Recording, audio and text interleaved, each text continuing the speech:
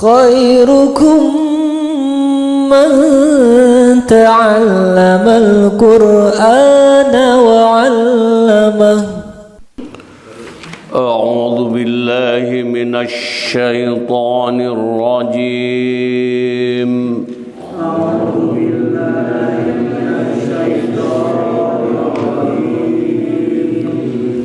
بسم الله الرحمن الرحيم. بسم الله الرحمن الرحيم. يا أيها الذين آمنوا لا تتخذوا بطانة من دونكم.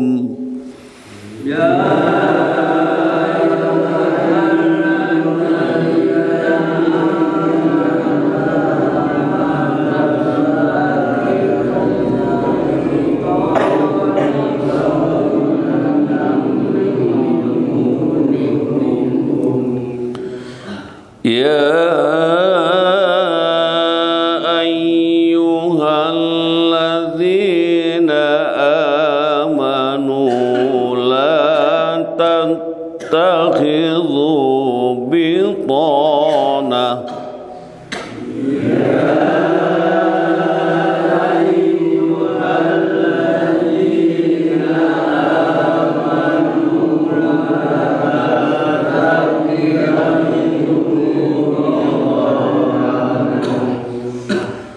بطانة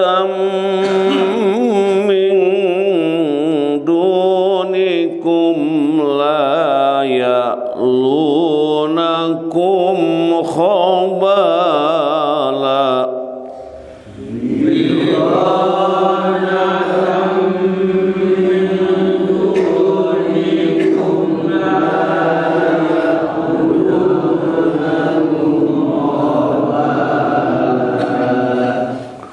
ودوا ما عنتم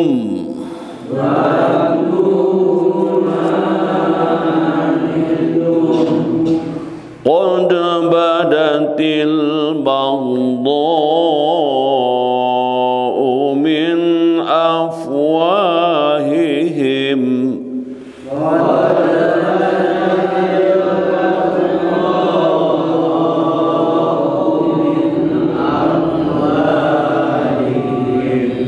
وما تخفي صدورهم أكبر.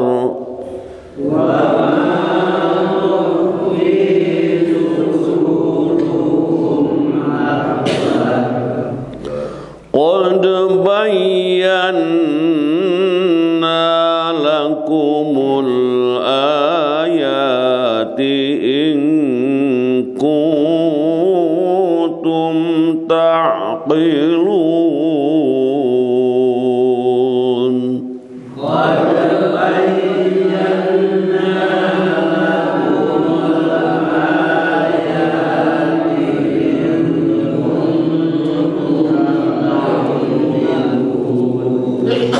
Sadaqallahul azim.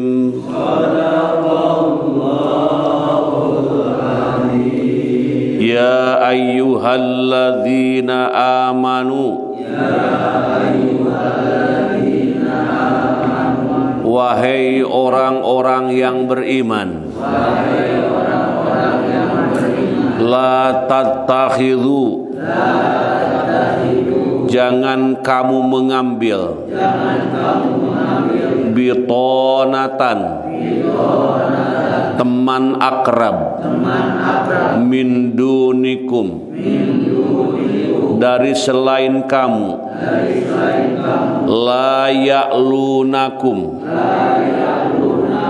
mereka tidak henti-hentinya kepadamu, khobalan, menimbulkan kemadaratan. Waddu, dan mereka menginginkan. Ma'anitum, apa yang menyusahkan kamu. Qad badati, sungguh telah nyata. Al-baghdha'u, kebencian. Min afwahihim, dari mulut mereka. Wa ma tukhfi, dan apa yang disembunyikan. Suduruhum, hati mereka. Akbaru, lebih besar. Qad bayyana, sungguh kami telah menerangkan. Lakum, kepadamu. Al-ayati, ayat-ayat. In kuntum, jika kamu adalah. Taqiluna, kamu memahami. Itulah hadirin jamaah yang berbahagia, ayat 118. Ya ayyuhalladzina amanu, wahai orang-orang yang beriman. Ini orang yang beriman dipanggil, diingatkan, disayangi oleh Allah. Kalau orang yang disayangi sering dipanggil, sering disebut gitu ya. Nah, Allah sayang kepada orang yang beriman, sehingga selalu panggilan kepada orang yang beriman tidak henti-hentinya dikumandangkan. Hei orang-orang yang beriman, janganlah kamu mengambil orang-orang di luar golonganmu menjadi teman akrab, karena mereka tidak henti-hentinya menimbulkan kemudaratan kepadamu. Mereka menginginkan apa yang menyusahkan kamu. Sungguh telah nyata kebencian dari mulut mereka, dan apa yang disembunyikan oleh hati mereka adalah lebih besar. Sungguh kami telah menerangkan kepadamu ayat-ayat kami, jika mau memahaminya. Itulah arti dari ayat 118 yang kita baca pada pagi hari ini. Tentu kita bersyukur kepada Allah, selalu bersyukur, bahkan mohon supaya menjadi manusia yang pandai bersyukur, karena nikmat yang telah Allah berikan kepada kita beserta keluarga, betapa banyaknya nikmat itu. Mudah-mudahan kita hadir di masjid dalam rangka bersyukur kepada Allah, mengaji dalam rangka bersyukur kepada Allah, berbuat baik kepada orang lain dalam rangka bersyukur kepada Allah. Tentu bersyukur dari berbagai nikmat yang telah Allah berikan kepada kita. Nah, di ayat ini tadi Allah memanggil kepada orang-orang yang beriman. Allah yang maha suci, Allah yang maha agung gitu. Allah yang maha perkasa dan maha kuasa, ya, kemudian maha tinggi, berfirman sebagai larangan terhadap hamba-hambanya yang beriman, agar tidak menjadikan kaum munafik. Nah, gitu ya. Kaum munafik ini sebagai teman akrab, karena mereka akan memperlihatkan rahasia-rahasia dan apa yang disembunyikan oleh kaum mukminin kepada pihak musuh, gitu.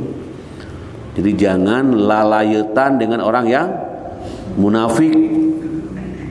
Tapi kita kan tidak tahu apa teman kita ini munafik atau tidak, dari sikapnya saja. Perhatikan. Dan kalau hadis mengatakan jadi cirinya orang yang munafik, jadi ciri-ciri orang munafik ada berapa? Ciri orang munafik ada 3. 1, bila bicara sok bohong. 2, bila berjanji suka jalir. Yang ketiga, bila diberi amanat merusak.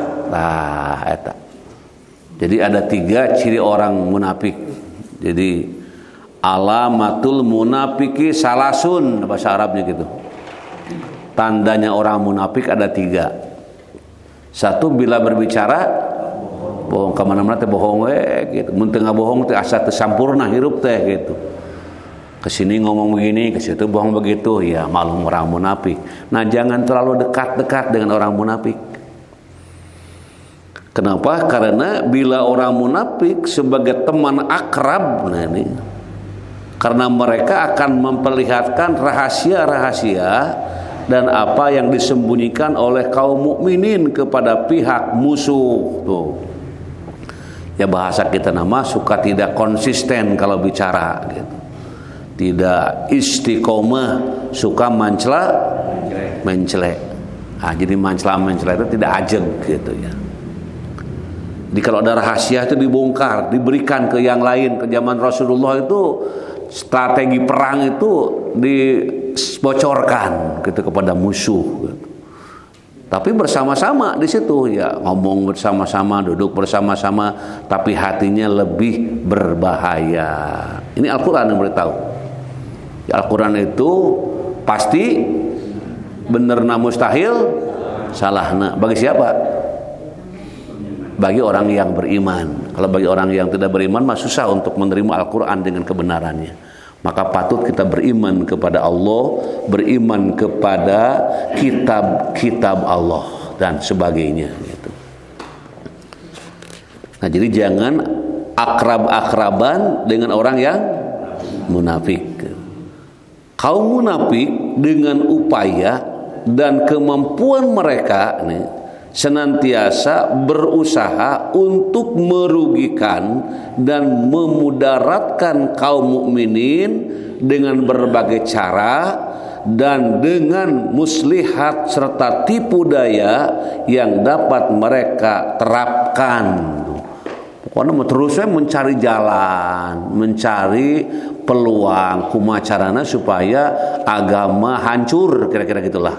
Pertemanan menjadi tidak beres tuh gitu. Jadi pokoknya mah bagaimana ini supaya ya hidup di antara sesama tidak harmonis gitu, dan selalu ya mengungkit hal-hal yang tidak patut diungkap dan diungkit-ungkit.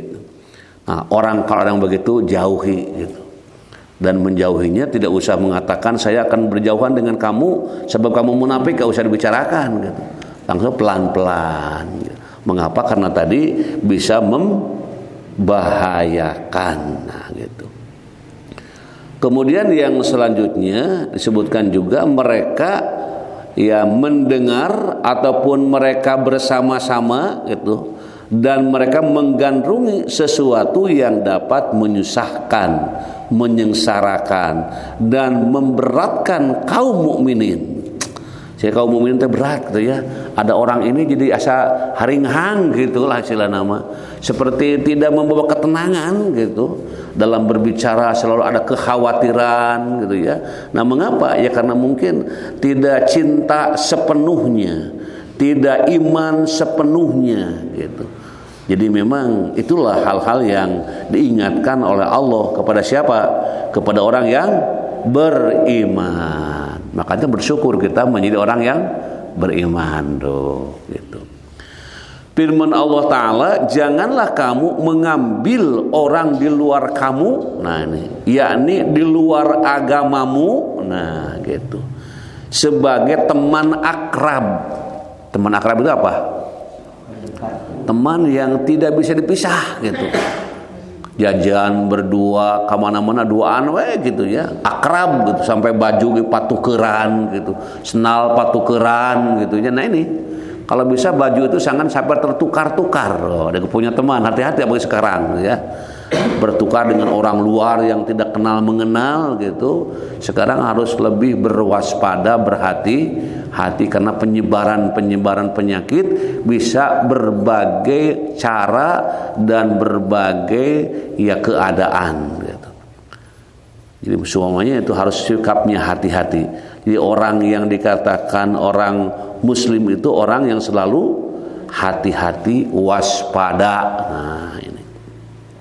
Jangan kamu mengambil orang di luar kamu, yakni di luar agamamu sebagai teman akrab. Kalau berteman mah boleh, yang tidak boleh itu akrab. Berteman boleh biasa aja gitu. Sama-sama makhluk Gusti Allah gitu. Hanya jangan terlalu akrab, dekat sampai nanti aja sholat malah masih ada waktu, ya nggak apa-apa. Kan Allah Maha Rahman Maha Rahim, dalil nama ada gitu. Tapi inti nama ninggalkeun sholat. Jadi kadang-kala bisa begitu gitu. Kemudian sebagai teman akrab. Kemudian di sini dikatakan tadi yang berkaitan dengan bastoh ya, bitonah gitu. Bitonah berarti teman khusus sehingga ia dapat mengetahui rahasia pribadi. Al-Bukhari dan Nasai ini meriwayatkan dari Abu Sa'id bahwa Rasulullah SAW bersabda, "Ma ba'asallahu min nabiyyin walastahlapa min khalifatin illa kanat lahu bitonatani." Bitonatun ta'muruhu bil khair wa tahudduhu alaih, wa bitonatun ta'muruhu bisu wa tahudduhu alaih, wal ma'sum man asamahullahu, rawahul Bukhari wan Nasai. Tidaklah Allah mengutus seseorang nabi dan tidaklah dia mengangkat seorang kapilah, melainkan ia memiliki dua kelompok orang pendamping. Nah ini pendamping, yang satu menyuruh kepada kebaikan dan menganjurkan untuk melakukannya, dan kelompok pendamping yang lain menyuruh kepada kejahatan dan menganjurkannya. Orang maksum ialah yang dipelihara Allah dari kesalahan dan dosa. Nah, jadi hati-hati, kita selalu dihadapkan kepada dua hal, dua teman, dua yang mendampingi itu. Yang pertama menganjurkan supaya berbuat kebaikan. Yang kedua ya suka menghalang-halangi tentang kebaikan gitu. Kalau ada orang yang berbuat baik itu dihalangi gitu ya, jangan berbuat baik. Jangan melakukan itu, jangan melakukan ini. Kan saya sudah niat, ya niatnya bisa dirubah nanti aja lagi. Nah itu pendamping yang pertama. Pendamping yang kedua, yaitu selalu menyalahi, selalu menyimpangkan, selalu menggoda-goda. Yang tidak tergoda siapa? Orang yang dimaksum. Yang dimaksum adalah orang yang dipelihara. Dipelihara siapa? Oleh Allah. Walaupun maksiat dibuka, dibiarkan, bahkan bebas, orang maksum gak akan menarik ke situ.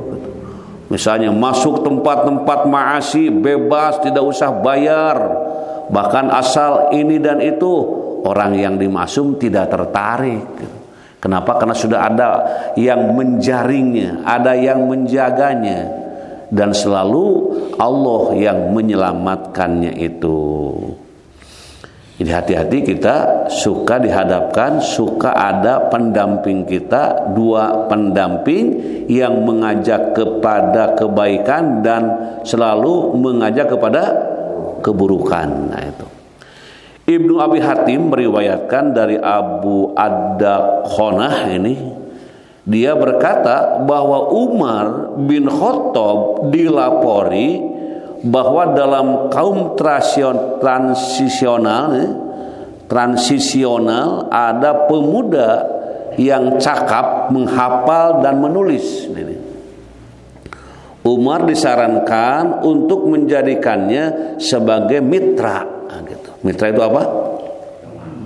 Ya, teman. Maka dia berkata, jika demikian berarti saya telah mengambilnya sebagai mitra dari non-mukmin.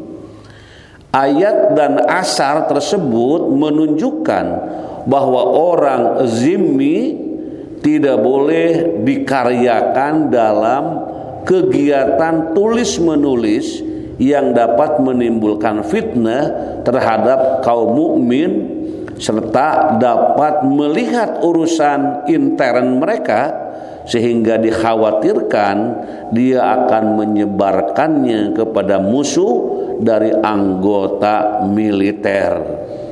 Oleh karena itu Allah berfirman, mereka tidak henti-hentinya menyusahkanmu dan menyukai perbuatan yang memberatkanmu.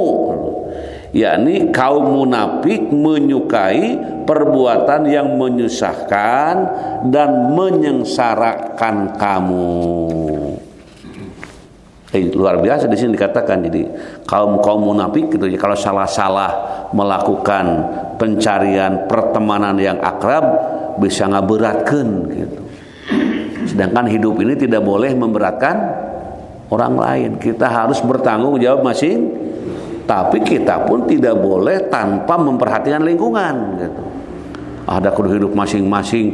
Ada yang sakit tidak melayat, ada yang meninggal tidak takziah gitu ya. Ada undangan kebaikan tidak datang, tidak demikian.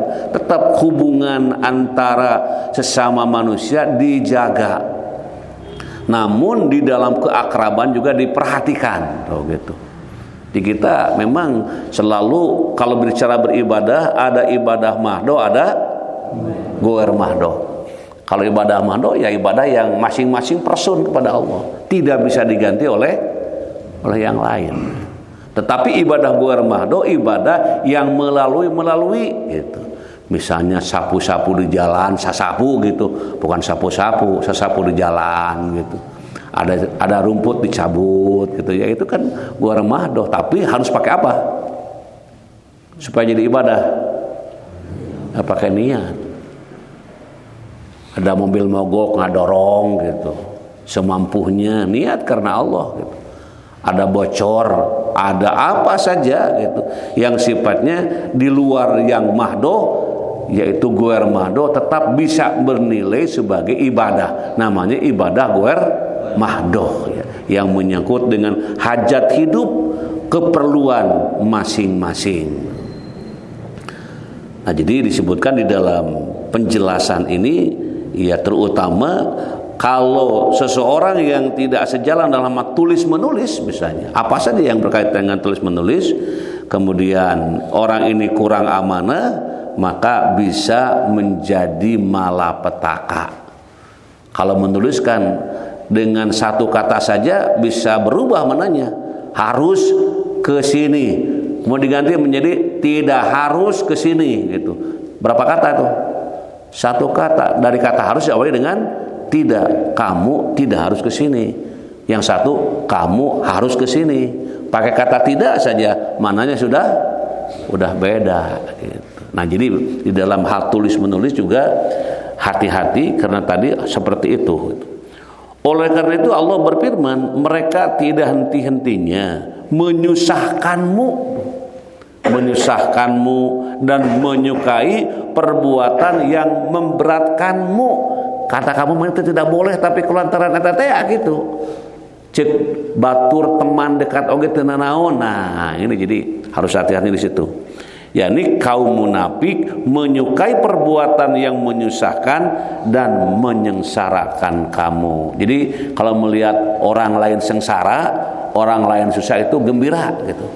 Ada orang kok kalau melihat orang lain sengsara, ada perasaan ingin menolong gitu kan ya, kasihan gitu, sengsara nih orang, saling membantu gotong royong misalnya, saling meringankan beban tuh gitu. Jadi Di situ ada perasaan, namanya empati. Empati itu perasaan kehidupan yang menyusahkan dirinya ataupun perbuatannya sulit, maka dianjurkan untuk tolong menolong. Bahkan kata Al-Quran disebutkan itu tolong menolong itu harus menjadi bagian yang diutamakan dalam kehidupan. Disebutkan di situ tolong menolong dalam kehidupan.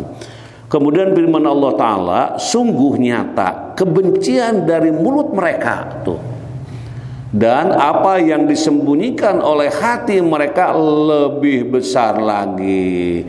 Eta mah nu muncul mah teu sabaraha, tapi nu ngagugudag na jero hate, nah gitu. Eta mah nu kaluar mah cuma 1-2 kata, tapi di jero hate ngagugudag eta. Ini Al-Qur'an yang membicarakan gitu ya. Makanya harus hati-hati, sebab mereka di dalam hatinya, di dalam perasaannya lebih besar, lebih banyak perbuatan-perbuatan yang bila dikeluarkan, nah gitu ya, itu akan lebih menyusahkan. Jadi hirup jangan menyusahkan orang lain. Kamu menyusahkan diri sorangan, ulah sekarang oke.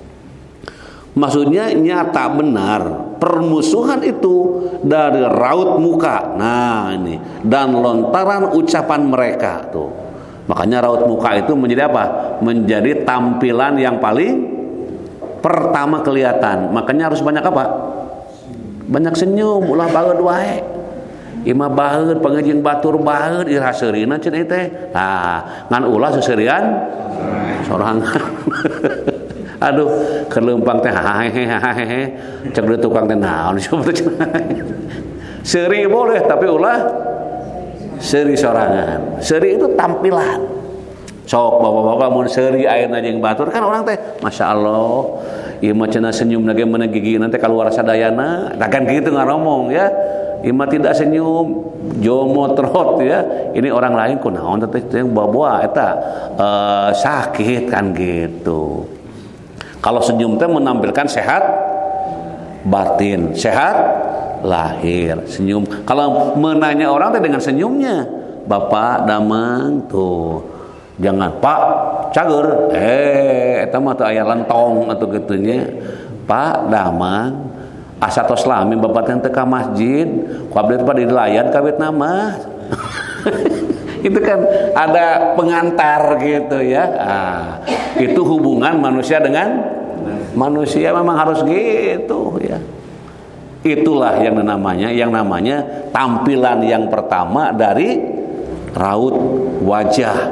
Jangan sampai kata yang di rumah bapak mah tiba lagi hese kan seuri teh cenah. Kecuali mau dikaleketek, pan susah kalau ngaleketek heula bisa lompat gitu ya. Nah, makanya ini dalam bahasa hari-hari mah gitu apa? Jagalah satu yang 5S teh ini. Anu kayaknya teh senyum. Kedua salam. Katilu sapa. Kaopat sopan. Kalima santun. Tong diapalkeun, diamalkeun eta mah. Dosa bari beuleuh teu diapalkeun. Senyum, salam, sapa, sopan. Tong diapalkeun, tapi diamalkan gitu. Jadi senyum, selalu senyum. Aduh, menyodorkan air ke tamu dengan senyum bagaimana? Beda menyodorkan air dengan baeud. Mangga dileueut. Mung cai bungkul saaya-ayana, seepkeun sadayana. Aduh, teteh teu raoseun gitu ya. Mangga dileueut ibu, bapak, sakedap dimarupina martabakna di jalan keneh tah. Jadi ada sempal guyona gitu yang sifatnya memberikan komunikasi yang lebih bagus. Mudah-mudahan pengajian kita diridhoi Allah Subhanahu wa taala, dan mudah-mudahan dengan pengajian ini dosa-dosa diampuni, penyakit-penyakit disembuh sehatkan, segala urusan dilancarkan, dan hidup menjadi selalu dalam bimbingan lindungan Allah Subhanahu wa taala. Ya Rabbi shalli ala nabi, ya Rabbi tahhir li qalbi, ya Rabbi nawwir li qalbi. Ya Rabbi ighfir li dhanbi Nun Gusti wuraman kana bi Nun Gusti bersihkeun hate abdi Nun Gusti caangkeun hate abdi Nun Gusti hampunten dosa abdi Ya Rabbi sholli ala nabi Ya Rabbi tahhir li qalbi Ya Rabbi nawwir li qalbi Ya Rabbi ighfir li dhanbi Allahumma salli wa barik wa sallim amin Allahumma rzuqna ilman nafi'an wa rizqan wasi'an wa shifaan min kulli da Allahumma yassir umurana Allahumma faqihna fid din waghfir lana wa liwalidaina warhamhuma kama rabbayana shighara Rabbana hab lana min azwajina wa dzurriyyatina qurrata a'yun waj'alna lil muttaqina imama Rabbana dzalamna anfusana wa illam taghfir lana wa tarhamna lanakunanna minal khasirin Rabbana atina fid dunya hasanah wa fil akhirati hasanah wa qina adzabannar wa adkhilnal jannata ma'al abror ya aziz ya ghaffar ya rabbal alamin Subhana rabbika rabbil izzati amma yasifun wa salamun alal mursalin walhamdulillahi rabbil alamin Subhanakallahumma wa bihamdika asyhadu an la ilaha illa anta astaghfiruka wa atubu ilaih wassalamualaikum warahmatullahi wabarakatuh